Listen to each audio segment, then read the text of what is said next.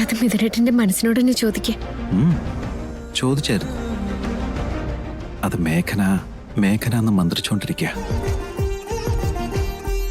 വേറൊന്നും അത് പറയുന്നില്ല.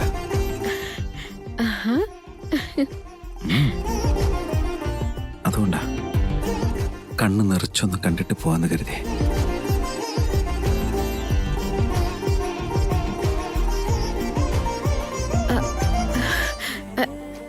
എന്താ? ദേ മോഹിച്ച് കൊതിച്ചെത്തിയവനെ വെറും കൈയോടെ പറഞ്ഞയച്ചാലുണ്ടല്ലോ, പാപം കിട്ടും. എന്ന് വെച്ചാ എനിക്ക്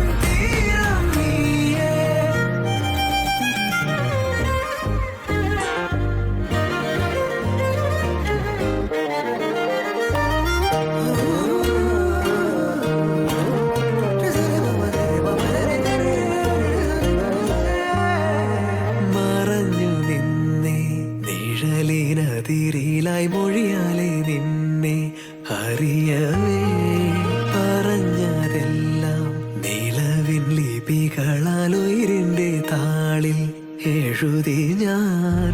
നിന്നാമിന്നി കണ്ണാളെ നിന്നും മിന്നൽ പെണ്ണാളെ കരളിലോ.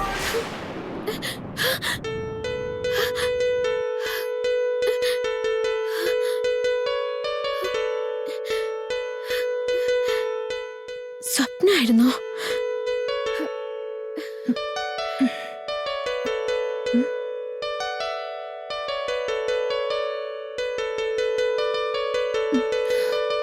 ചേച്ചി എന്താ ചേച്ചി പാതിരാത്രിക്ക് എഴുന്നേറ്റിരുന്ന് നാണിക്കുന്നു? നാണോ? അങ്ങനെയൊന്നുമില്ലല്ലോ ചേച്ചി എനിക്കറിയാട്ടോ, മിഥുനേട്ടൻ സ്വപ്നത്തില് വന്നു അല്ലേ? ചാരു, എന്തിനാ സ്വപ്നത്തിൽ വരുന്നേ? മിഥുനേട്ടന് വേറെ പണിയൊന്നുമില്ലേ? ചേച്ചി സത്യം പറ, ഇല്ലെങ്കിൽ ഞാൻ മിഥുനേട്ടനെ വിളിക്കൂ കേട്ടോ.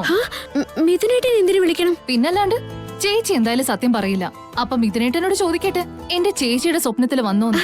ഹേയ് ചാരു, ചുമ്മാ തരുന്നേ. എന്നാ പിന്നെ സത്യം പറ.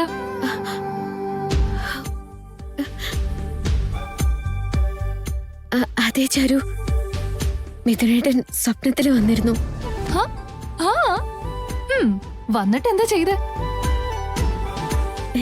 എന്നെ കാണാൻ കൊതിയായിട്ട് വന്നതാന്ന് പറഞ്ഞു. ഓ വാവ്, കല്യാണത്തിന് മുമ്പേ കൊതി മൂത്ത ഏട്ടൻ ചേച്ചിയെ കാണാൻ സ്വപ്നത്തിൽ വരുന്നുണ്ടെങ്കിൽ ഏത് നേരവും ചേച്ചിയെ കുറിച്ചുള്ള ചിന്തയായിരിക്കുമല്ലോ. അത്രയ്ക്ക് സ്നേഹമല്ലേ മിഥുനേട്ടന്? അവൾ ആരാന്ന് നിനക്കറിയാവോടാ? എന്റെ പെണ്ണാവള്. ഇങ്ങനത്തെ ഡ്രസ്സിലേട്ടൻ മേഘന ട്രഡീഷണൽ ആയിട്ട് ഒരുങ്ങി വന്നപ്പോ ഞാൻ അവക്ക് മാച്ചായിട്ട് നിൽക്കേണ്ടത്. എനിക്കിപ്പോ വിശ്വാസായി ചേച്ചി. മിഥുനേട്ടൻ ചേച്ചിയെ കല്യാണം കഴിച്ചു കഴിഞ്ഞാ പിന്നെ അങ്ങോട്ടോ ചേച്ചിയുടെ ജീവിതം സ്വർഗ തുല്യായിരിക്കും. സങ്കടം എന്താന്ന് പിന്നെ ചേച്ചി അറിയേയില്ല. സത്യമായിട്ടും അതിലും വലിയ ഭാഗ്യം മറ്റെന്തുണ്ടാവാനാ ചാരു?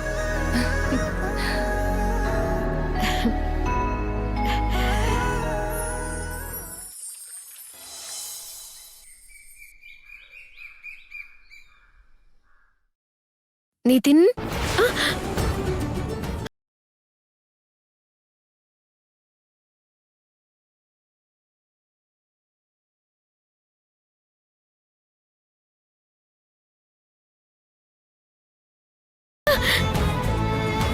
നിതിൻ, നിതിൻ, നിതിൻ എഴുന്നേക്ക് മോനെ. നിതിൻ എന്ത് പറ്റിയടാ? കണ്ണ് തുറക്കും മോനെ. മോനെ എന്ത് പറ്റിയതാ? നിതിൻ, നിതിൻ ചേച്ചിയെ നോക്കിയേ, കണ്ണ് തുറന്നു നോക്കിയേ. നിതിൻ എഴുന്നേക്കടാ. നിതിൻ കണ്ണ് തുറക്ക്. നിതിൻ നിതിൻ എഴുന്നേക്ക്. നിതിൻ ചെറിയച്ഛനെ വിളിക്ക് ചേച്ചി. നിതിൻ നിതിൻ നിതിൻ നിതിൻ എഴുന്നേക്ക് നിതിൻ. അയ്യോ, ചെറിച്ചന്റെ ഫോൺ കിട്ടുന്നില്ലല്ലോ ചാരു. ശാലിനിയെ വിളിക്ക് ചേച്ചി.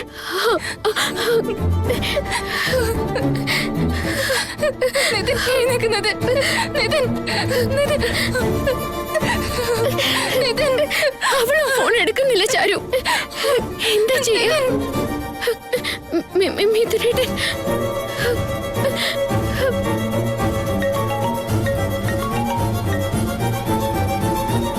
Hi മേഘനെ. Hello.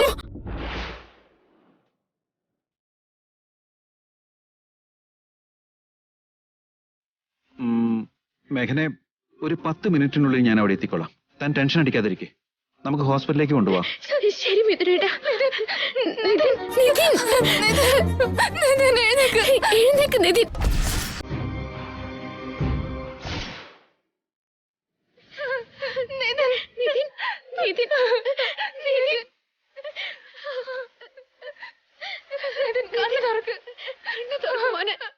What happened?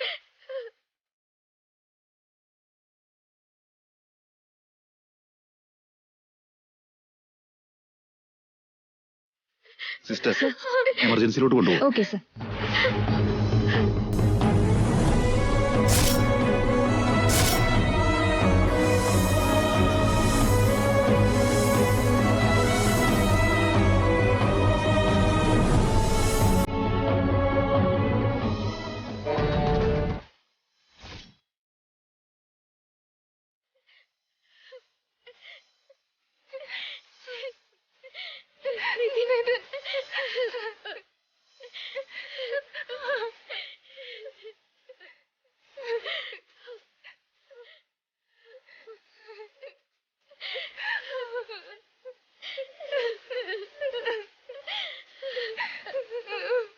മേഘനെ, കരയാതിരിക്കെ.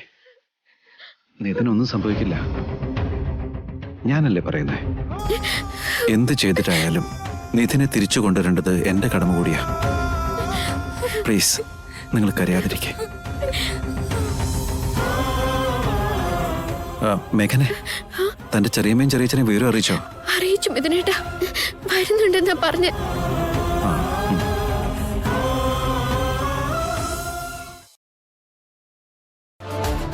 Arundhati, പെട്ടെന്ന് വാ. എന്തിനാ നിങ്ങൾ ഇങ്ങനെ നടന്ന് വെപ്രാളപ്പെടുന്നേ? നിങ്ങൾ ഡോക്ടറൊന്നും അല്ലല്ലോ അവനെ ഓപ്പറേഷൻ ചെയ്ത് രക്ഷപ്പെടുത്താൻ വേണ്ടി. പതുക്കെ പോയാ മതി.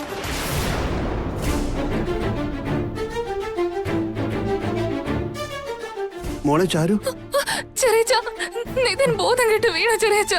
ഡോക്ടർ എന്താ പറഞ്ഞ? അകത്തേക്ക് കൊണ്ടുപോയിട്ടേ ഉള്ളു ചെറിയച്ഛ. നോക്കിയിട്ട് എന്തെങ്കിലും പറയൂ.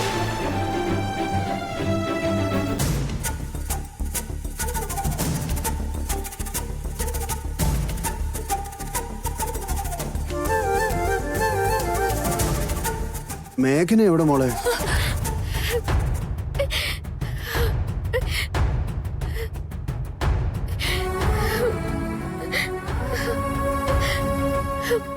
വിഘ്നേശ്വര,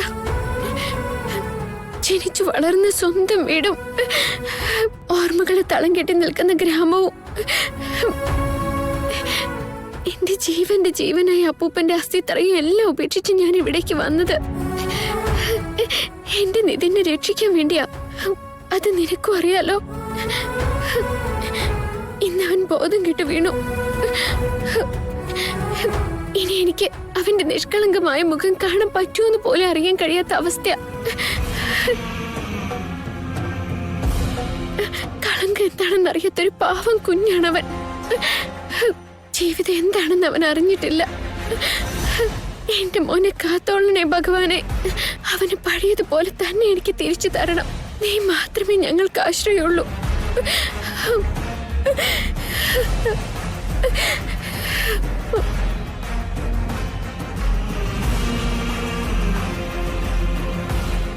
ഡോക്ടർ, നിതിന്റെ സിറ്റുവേഷൻ എന്താണ്? Nothing to worry. മരുന്നിലൂടെ ചികിത്സിച്ച് ഭേദമാക്കാൻ പറ്റും.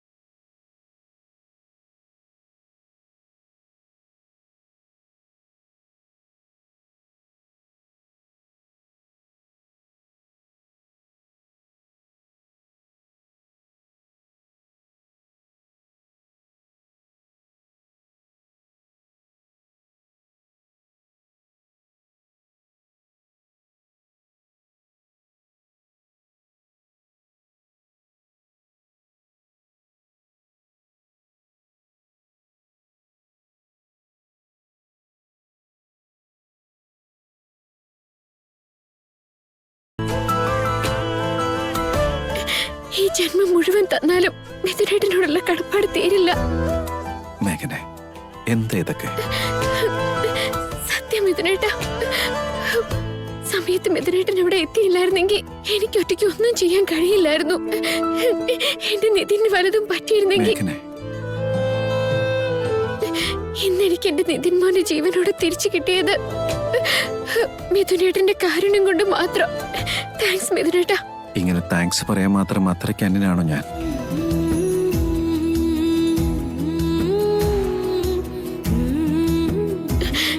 എന്നാലും സമയത്ത് എന്നെ സഹായിച്ച വ്യക്തിയല്ലേ എന്റെ അനിയന്റെ ജീവനെ തിരിച്ചു തന്നത്. അവനില്ലെങ്കിൽ ഞാനും ഉണ്ടാവില്ലായിരുന്നു. മേഘനെ, ഇനി അങ്ങോട്ടും താനും തന്റെ ഫാമിലിയും ഞാനും എല്ലാവരും ഒന്നാ. അങ്ങനെ മാത്രം ചിന്തിക്കും.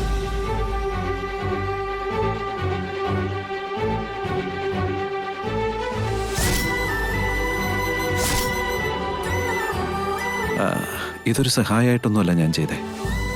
ഇതെന്റെ കടമയാന്ന് കരുതി തന്നെയാ. മേഘനെ, നിങ്ങൾ 3 പേരിൽ ആർക്കെന്ത് വിഷമം വന്നാലും ഞാൻ എപ്പോഴും കൂടെ ഉണ്ടാവും.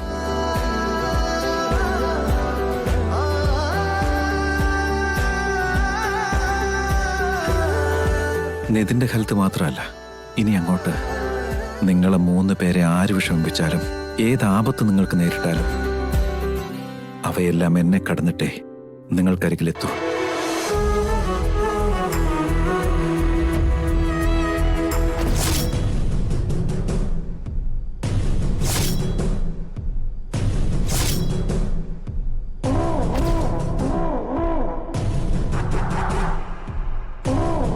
മോർഫിയുടെ ഈ ഫോട്ടോസ് കാണിച്ച് അവളുടെ ജീവിതം തകർക്കാന്ന് വിചാരിച്ചല്ലേ? നിനക്കറിയോ, അന്ന് മേഘനയുടെ കഴുത്തിൽ ഒരു ചെയിൻ ഉണ്ടായിരുന്നു. ഈ ഫോട്ടോയിൽ അങ്ങനെ ഒരു ചെയിൻ അവളുടെ കഴുത്തിലില്ല. അവളെ എങ്ങനെയെങ്കിലും സ്വന്തമാക്കണം എന്നുള്ള ചിന്തയില് മോർഫിയുടെ ഫോട്ടോ ആയിട്ട് കയറി വന്ന് അവളും ഞാനുമായിട്ടുള്ള ബന്ധം തകർക്കാന്നങ്ങ് വിചാരിച്ചല്ലേ?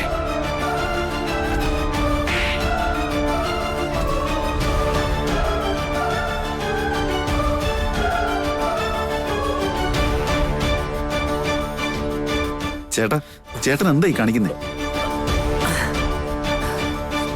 എനിക്ക് സഹിക്കാൻ പറ്റുന്നില്ലടാ. കയ്യെ കിട്ടിട്ട് വഴുതി പോയ പഴവാട മേഘന. ആ മിഥുനത് തട്ടിപ്പറിച്ചു കളഞ്ഞു. വിടില്ല ഞാൻ. അവനെയും വെറുതെ വിടില്ല, അവളെയും ഞാൻ വെറുതെ വിടില്ല. എൻഗേജ്മെന്റിന്റെ പ്ലാൻ പൊളിഞ്ഞു പോയില്ലേ ചേട്ടാ? എൻഗേജ്മെന്റ് നടത്തി മോതിരം മാറ്റിയെന്ന് പറഞ്ഞ് കല്യാണം നടന്ന പോലെ ആവില്ലല്ലോ.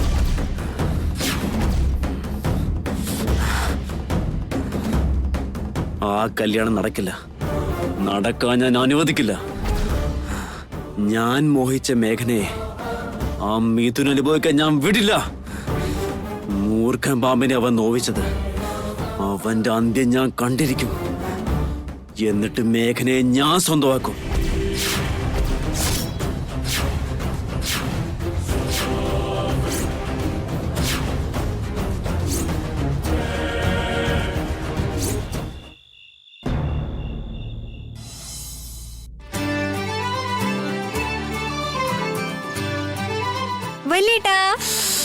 എന്റെ അമ്മേ, നീ എന്തിനാ ഇങ്ങനെ ഒച്ച വയ്ക്കുന്നേ? ഞാൻ ഇത്ര അടുത്തല്ലേ? വല്യേട്ടനെ ഡിസ്റ്റർബ് ചെയ്യാൻ വേണ്ടി തന്നെ. അതിന് ഞാൻ നിന്നോട് എന്തെങ്കിലും തെറ്റ് ചെയ്താ? ഇതുവരെ ഒന്നും കഴിച്ചില്ലല്ലോ. വല്യമ്മ കുറെ നേരം ഭക്ഷണം കഴിക്കാൻ വിളിക്കുന്നു. എഴുന്നേക്ക്. വീട് ഞാൻ വന്നോളാം, നീ പൊയ്ക്കോ. ഇല്ല ഏട്ടാ, വന്നാലേ ഞാൻ പോവും. വാ വല്യേട്ടാ, വാ. ഞാൻ വന്നോ. എന്ത് രാക്ഷസിയാ നീ. ശരി, നടക്ക്.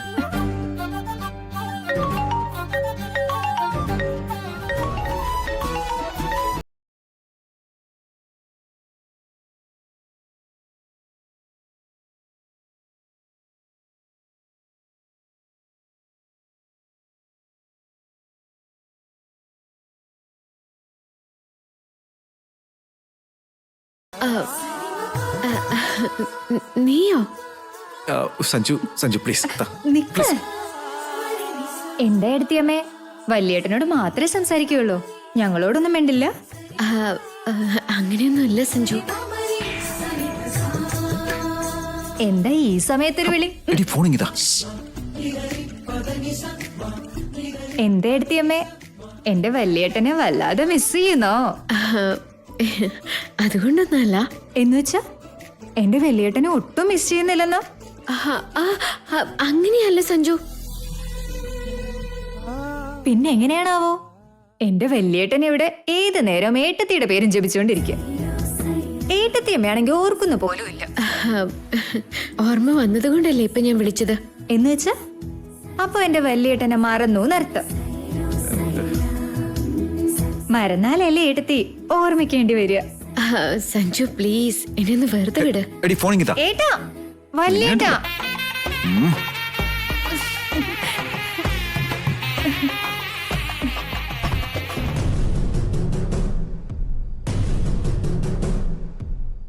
എന്താടി, എന്തു പറ്റി അവന്?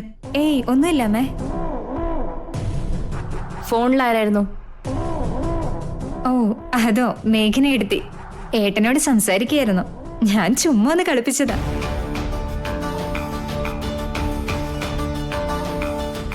എന്താ അമ്മ ഏട്ടത്തിയുടെ പേര് പറഞ്ഞതും മുഖം അങ്ങ് വാടിയല്ലോ. എന്തിനാ അമ്മേ നിങ്ങൾ രണ്ടുപേരും മേഘനേട്ടത്തിയോട് വല്ലാത്ത വെറുപ്പുള്ളത് പോലെയൊക്കെ പെരുമാറുന്നത്? നീ ഭക്ഷണം കഴിച്ചോ? കഴിച്ചില്ലല്ലോ. എന്നാ ചെന്ന് വല്ലതും കഴിക്കാൻ നോക്ക്. നിങ്ങൾ മാറില്ല.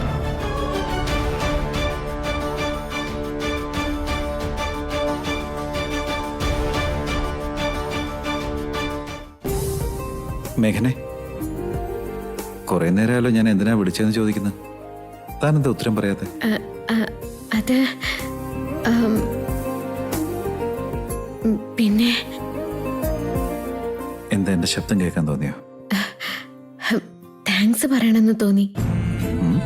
എന്തിന്? കൃത്യസമയത്ത് വന്ന് എന്റെ നിതിൻ മോനെ രക്ഷിച്ചില്ലേ, അതുകൊണ്ടൊന്ന് സംസാരിക്കാൻ തോന്നിയത്. അത്രേ ഉള്ളൂ? അത് താങ്ക്സ് മിഥുനേട്ടാ. താങ്ക്സ് പറയാൻ മാത്രമാണോ ഫോൺ വിളിച്ചേ? അത് മാത്രല്ല.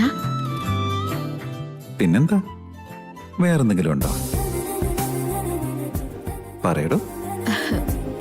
ഒന്നുമില്ല മിഥുനേട്ടാ. സത്യമായിട്ടൊന്നുമില്ല. അത്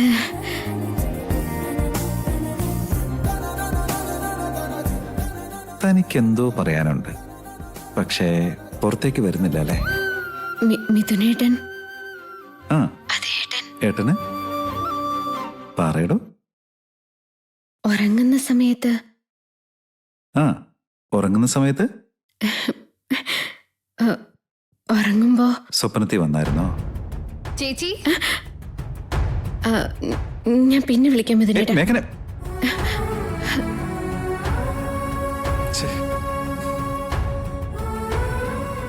ചേച്ചി, ചേച്ചി, ചേച്ചി.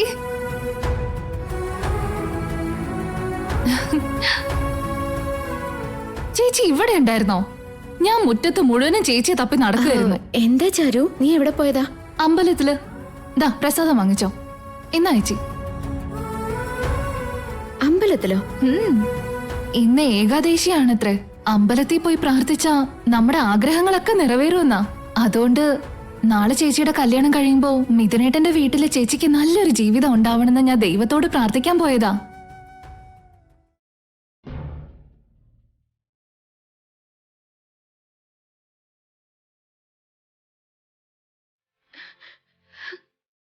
എന്താ ചേച്ചി, അപ്പൂപ്പനെ ഓർമ്മ വന്നോ? എല്ലാ വർഷവും അപ്പൂപ്പൻ ഈ ദിവസം ചേച്ചിയെ അമ്പലത്തിൽ കൊണ്ടുപോയി വഴിപാട് കഴിച്ച് ഭഗവതിയെ പട്ടൊടിപ്പിച്ച് അമ്പലക്കുളത്തില് ദീപം കത്തിച്ച് ഒഴുക്കാറുള്ളതല്ലേ? വിഷമിക്കേണ്ട ചേച്ചി. അപ്പൂപ്പൻ ഉണ്ടായിരുന്നെങ്കിൽ ഈ വർഷവും ചേച്ചിയെ മുടങ്ങാതെ കൊണ്ടുപോവായിരുന്നു. പക്ഷെ എന്ത് ചെയ്യാനാ ചേച്ചി, എല്ലാം ദൈവം കാണുന്നുണ്ടായിരിക്കും. ചേച്ചി ഒന്നും കൊണ്ടും വിഷമിക്കണ്ട. ഈ വർഷം ക്ഷേത്ര ദർശനം മുടങ്ങിയെങ്കിലും അടുത്ത വർഷം ഉറപ്പായും ഭഗവതി ചേച്ചിയെ വിളിപ്പിച്ചോളൂ. വല്യച്ഛാ, വല്യമ്മേ, എല്ലാരും ഇങ്ങോട്ട് വന്നേ. വെഡിങ് കാർഡ് കൊണ്ടുവന്നിട്ടുണ്ട്. ആ അച്ഛമ്മേ, വെഡിങ് കാർഡ് നോക്കിയിട്ട് എങ്ങനെയുണ്ടെന്ന് പറഞ്ഞേ. വല്യമ്മേ, വിളിച്ച നോക്കിയിട്ട് പറ.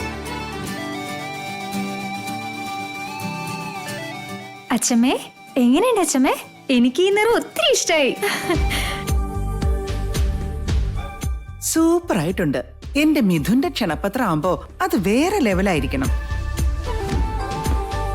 ആ അമ്മേ, ഏട്ടന്റെ വെഡിങ് കാർഡ്സാ എങ്ങനെയുണ്ടെന്ന് നോക്കി. കാർഡ് മാത്രം നന്നായോണ്ടായില്ലല്ലോ. ഏട്ടത്തിയമ്മ അതിനേക്കാൾ സുന്ദരിയല്ലേ? നീ പറഞ്ഞതാ ശരി മോളെ.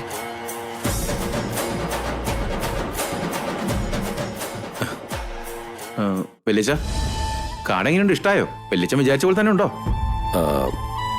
വളരെ നന്നായിട്ടുണ്ടടാ.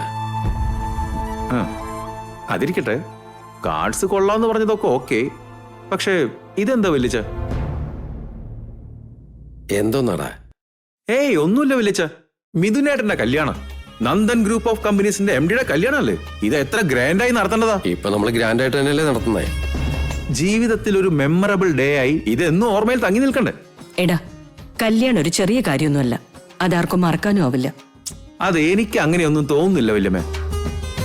ഇപ്പൊ തന്നെ ഒന്ന് നോക്കിയേ, നമ്മുടെ ബന്ധുക്കളും VIPസും ബിസിനസ് പാർട്ട്നേഴ്സും അതുപോലെ ഫാക്ടറി വർക്കേഴ്സും എല്ലാവരെയും കൂടി കൗണ്ട് ചെയ്താൽ മിനിമം 5000 പേരെങ്കിലും കാണും. അപ്പൊ അതിലും കൂടുതൽ ആൾക്കാർ വരില്ലേ? പിന്നെ എന്താ വലിച്ചത്? അത്രയും പേരെ ക്ഷണിക്കാൻ വെറും 50 കാർഡ്സ് മാത്രം എന്താ പ്രിന്റ് ചെയ്തേ?